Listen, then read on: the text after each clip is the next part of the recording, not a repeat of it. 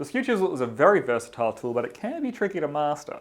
The good news though is that it's relatively easy to sharpen. There is a bunch of skew variations out there, but in this video we're just going to cover the two most common skews that a beginner is likely to encounter: the traditional rolled edge skew and a radiused rolled edge skew. Knowing these two grinding methods will cover the majority of skews with only minor alterations here and there. Skews are ground with two angles, the bevel angle and the skew angle. The skew angle is usually around 100 to 105 degrees from the factory, but this can vary dramatically. For this video, I'm going to assume your chisel bevel angles are in good condition and just needs resharpening. If that's not the case, however, we will have a video on regrinding a skew from scratch later on in this series when we get into some more advanced grinds. To sharpen the bevel, we have a few things to consider.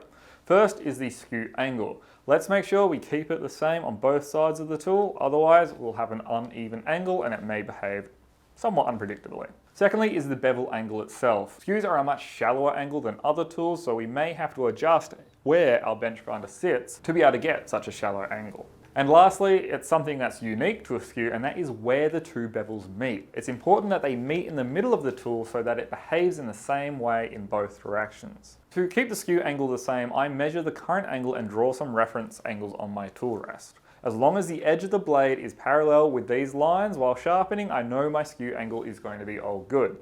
The bevel angle can be measured and set with a protractor as well, but I find it quicker and easier to use the tool itself to set the angle using some Sharpie and rubbing the bevel on the wheel with the machine turned off. Now, it is more traditional to sharpen your skew without the use of the tool rest and just do it freehand, but as we're just starting out, we're going to use the tool rest here because it does make life a little bit easier. For a traditional skew, gently press the tool into the stone while sliding it side to side, keeping it parallel to our marked skew angle lines. Once you start seeing sparks falling over the edge of the tool, you know you are sharp all the way up to the tip. For a radius skew, it's basically the same, but instead of sliding the skew across the wheel, you'll simply pivot the tool in an arc and grind the bevel in that way. Like any time sharpening on a grinder, heat buildup is the enemy, so be sure to periodically quench your tool in some water to cool it off. The steel on the tip of a skew is super thin, so it gets hot fast. Keep a close eye on the steel, and the moment you see it changing color to a kind of strawish yellow, quench it. This can happen really quick with the skew, so eagle eyes here. Repeat this process for the opposite side with the handle referencing the other line. Check that the bevels are meeting in the middle of the blade, and if it's not, grind the bevel which is shorter for a few more moments. That should even it out. Skew chisels like high polishes, especially for their planing cut, so a lot of people will actually finish the edge by hand using a quality waterstone or diamond plate.